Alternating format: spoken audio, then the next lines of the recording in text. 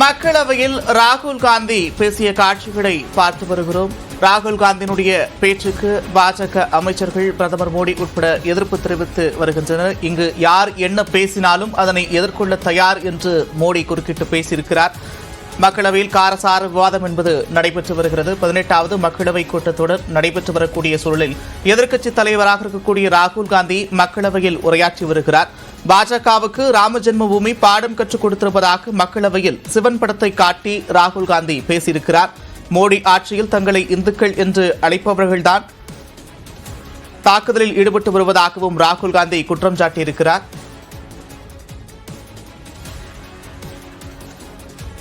नहीं सर, गलत नहीं है सर, गलत नहीं है सर,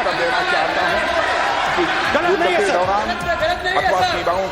கூடுதல் விவரங்களோடு செய்தி அறையிலிருந்து செய்தியாளர் பாலவேல் இணைகிறார். பாலவேல், இனி உங்களிடம். நந்தா, குடியரசுத் தலைவர் உரைக்கு நன்றி தெரிவிக்கும் தீர்மானத்தின் மீதான உரை நடைபெற்று வந்த நிலையில எதிர்க்கட்சி தலைவர் ராகுல் காந்தி மக்களவையில் பேசினார். அரசியல் சாசனத்திற்கு வணக்கம் என்று கூறி தன்னுடைய உரையை தொடங்கிய ராகுல் காந்தி தான் எடுத்து வந்திருந்த சிவபெருமானின் படத்தை காட்டி அந்த படத்திற்கான ஒரு விளக்கத்தை சொன்னார். அகிம்சையின் வடிவமாக சிவபெருமான் இருப்பதாக கூறி அதற்கான விளக்கத்தை சொன்னார். அதனைத் தொடர்ந்து குருநானக் மற்றும் இயேசுபிரான் உள்ளிட்டோரின் புகைப்படங்களையும் காட்டி தொடர்ச்சியாக ராகுல் காந்தி பேசி வந்தார்.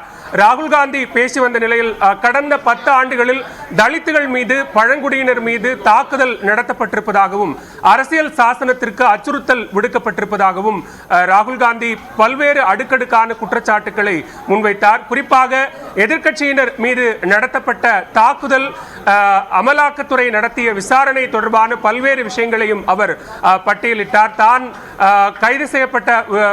கைது செய்யப்படுவதற்கான அச்சுறுத்தல் இருந்தது உள்ளிட்ட பல்வேறு காரணங்களை அவர் விளக்கினார். அமலாக்கத்துறையினுடைய விசாரணை எந்த அளவுக்கு நீடித்தது, அதை தான் எப்படி எதிர்கொண்டேன் என்கிற பல்வேறு விஷயங்களை ராகுல் காந்தி பட்டியலிட்டு பேசிக் கொண்டிருந்த போதே அவர் இந்துக்களை அவமதித்து விட்டதாக பிரதமர் நரேந்திர மோடி குறுக்கிட்டு பேசினார்.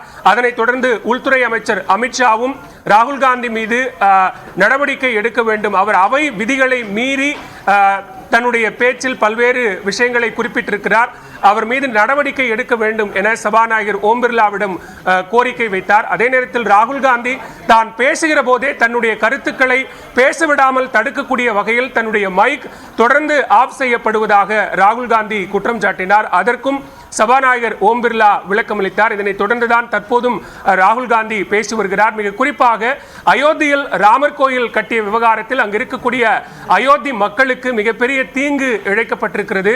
அங்கு இருந்த வியாபாரிகளினுடைய நிலம் பறிக்கப்பட்டிருக்கிறது. விமான நிலையம் உள்ளிட்ட பல்வேறு காரணங்களால் அங்கு இருக்கக்கூடிய மக்கள் பாதிக்கப்பட்டிருக்கிறார்கள் என்கிற பல்வேறு குற்றச்சாட்டுகளையும் ராகுல் காந்தி முன்வைத்தார்.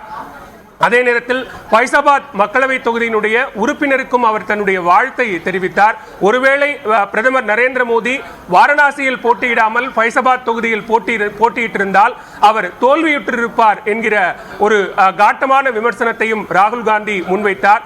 மக்களவைக்கு வரும்போதோ போகும்போதோ மூத்த அமைச்சரான ராஜ்நாத் சிங் தன்னை பார்த்தால் கூட சிரிக்கிறார், ஆனால் பிரதமர் நரேந்திர மோடி தன்னை பார்த்தால் சிரிக்க கூட மறுக்கிறார் என்பது போன்ற விமர்சனங்களையும் கூட ராகுல் காந்தி தொடர்ந்து மக்களவையில் முன்வைத்திருக்கிறார். மிக குறிப்பாக கடந்த மக்களவை தேர்தலின் போது நடைபெற்ற தேர்தலுக்கு பிந்தைய கருத்து கணிப்பு முடிவுகள் என்பது மிகப்பெரிய ஒரு ஊழலாக நடைபெற்றது. அது தொடர்பான விரிவான விசாரணை நடத்தப்பட வேண்டும் என்கிற பல்வேறு கருத்துக்களையும் முன்வைத்து வருகிறார். அரசியல் சாசனத்திற்கும் ஜனநாயகத்திற்கும் மிகப்பெரிய ஒரு அச்சுறுத்தல் நிலவி கொண்டிருக்கிறது. அதன் காரணமாகவே தான் எதிர்க்கட்சி தலைவராக பொறுப்பேற்றுக் கொண்டேன் என்கிற தன்னுடைய வாதத்தையும் தொடர்ந்து ராகுல் காந்தி மக்களவையில் முன்வைத்து வருகிறார். மிக குறிப்பாக ஏன் குடியரசுத் தலைவருடைய உரைக்கு நன்றி தெரிவிக்கும் தீர்மானத்தின் மீது இப்போது ஏன் ராமர் கோவில் விவகாரம் குறித்தும் தேர்தல் முடிவுகள் குறித்தும் ஏன் பேச வேண்டும் என்று சபாநாயகர் கேள்வி எழுப்பிய போது அனுராக் தாக்கூர் பல்வேறு விஷயங்கள் குறித்து அனுராக் தாக்கூர் பேசியிருக்கிறார்.